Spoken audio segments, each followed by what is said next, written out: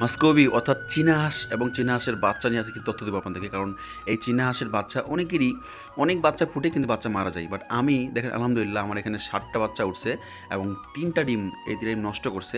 মানে এক কথা যেটাকে বলে ঘোলা, বা এটাতে হয়তো বা বীজ ডিম ছিল না। কারণ চীনা হাঁস সাধারণত কিন্তু ডিম নষ্ট করে না, যদি ডিম ভালো থাকে, ডিমের মান ভালো থাকে। তো এখানে আলহামদুলিল্লাহ 7টা বাচ্চা আমার ফুটছে, বাট 3টা ডিম নষ্ট করছে। তো আজকে যেটা নিয়ে আলোচনা করবো, যেটা মূল বিষয়, সেটা হচ্ছে যে অনেকেরই চীনা হাঁসের বাচ্চা মারা যায়। বাট আমার আলহামদুলিল্লাহ 7টা বাচ্চা কিন্তু এখন পর্যন্ত বেঁচে আছে এবং কত বড় হয়েছে সেটাও আমি দেখাবো। তো এটা ছিল একদিন বয়সী, মানে 0 দিন বয়সী বাচ্চা এবং 3টা ডিম, যে আমি চেক করতেছি ডিমটা ঘোলা না ভালো না কি আছে।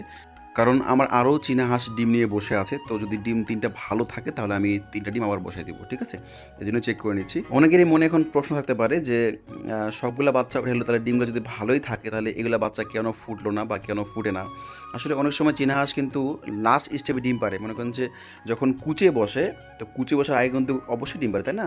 তো একসাথে তো আর 15 ডিম পারে না, বা একসাথে 10 ডিম পারে না। তো যখন শেষ স্টেপে ডিমগুলো পারে, এগুলো কিন্তু কখনো কখনো 1-2 দিন সময় বেশি লাগে। অনেক সময় মানে ফার্টেল হয় কিন্তু বাচ্চা ডিম থেকে বের হয় না, কারণ ওটা হয়তো বা কালকে পরশুদিন বের হবে, আজকে যেগুলো ফার্স্ট স্টেপ বাচ্চা সেগুলো বের হয়ে গেছে, বিষয়টা এরকম হয়। তাই হোক, তো এই সিস্টেমে কিন্তু আমি ডিমগুলো চেক করি সবসময়, কারণ ডিম ম্যাক্সিমাম চীনা হাঁস নষ্ট কম করে। তো যাই হোক, আজকে মূল বিষয় যেটা, সেটা হচ্ছে যে অনেকেই বলে চীনা হাঁসের বাচ্চা মারা যায়। বাট আমি কি প্রয়োগ করলাম এবং কী বিষয়ে তাদেরকে আমি ভ্যাকসিন দিলাম, কী খাওয়াইলাম, কীভাবে রাখলাম, এই বিষয়গুলো আপনার সাথে শেয়ার করে হয়তো আপনারা উপকৃত হন এবং আপনাদের বাসায় চীনা হাঁস কখনো ফুটে, বা যদি কখনো ইচ্ছে থাকে আপনারা চীনা হাঁসের একটা খামার বা একটা শখের কয়েকটা পুষবেন, তাহলে বাচ্চাগুলো কীভাবে টিকিয়ে রাখবেন, এই বিষয়ে আজকে আমি আপনাদের কিছু তথ্য শেয়ার করব। দেখতেই পাচ্ছেন আমি একটা কাঠের ঘর বানাইছি, যে ঘরের 4টা খোপ আছে বা 4টা ঘর আছে, 4 স্টেপে আর কি।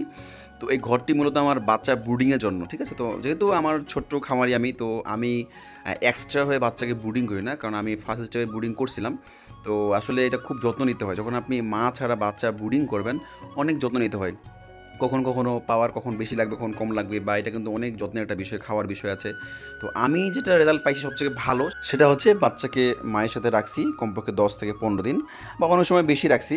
সেটা আসলে আপনার উপর ডিপেন্ড করবে আপনি কতদিন রাখবেন, ঠিক আছে?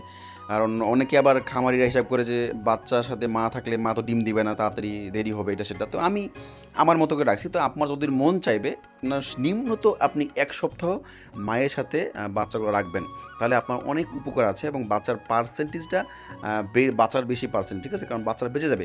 কেন? কারণ মা কিন্তু রাতে ওম দেয়। যাই হোক, তো বাঁচার জন্য যে ফার্স্ট কাজটা করতে হবে, সেটা হচ্ছে প্রথমত আপনাকে বাচ্চার ঘরটা নির্ধারণ করতে হবে। এমন জায়গায় ঘরটা আপনি করবেন, বা এমন জায়গায় তাদেরকে রাখবেন, ওই জায়গাটা যেন ভেজা না হয় বা স্যাঁতস্যাঁতে না হয়। অবশ্যই যেন শুকনো উষ্ণ থাকে, যেন বাচ্চা ওই জায়গা থেকে কোনোভাবে ঠান্ডা বা কোনো প্রবলেমে না ফেস করে, বাতাস হোক বা যেকোনো জিনিস, ঠিক আছে? যেমন আমি 4টা খোপ বানাইছি, 4টা খাঁচা বানাইছি ওদেরকে ব্রুডিং করার জন্য বা ওদের জন্য, ঠিক আছে? তো আপনারাও করতে পারেন, অথবা আপনার যেটা সহজভাবে আপনারা বাসায় ঘরের ভিতর হোক বা কোনো বেড়া থেকে বা কোনো খাঁচার ভিতরে আপনি আপনার মতো করে নেবেন। দেখুন সেই বাচ্চাগুলো অনেক বড় হয়েছে এবং আলহামদুলিল্লাহ একটাও মরেনি। তো ভিডিও অনেক লং হয়ে যাচ্ছে, আমি এই জন্য মেডিসিন বিষয়টা আপনাদেরকে শেয়ার করতে পারতেছি না। তো ইনশাআল্লাহ নেক্সট ভিডিওতে আমি অবশ্যই শেয়ার করবো, আপনারা অপেক্ষা করেন।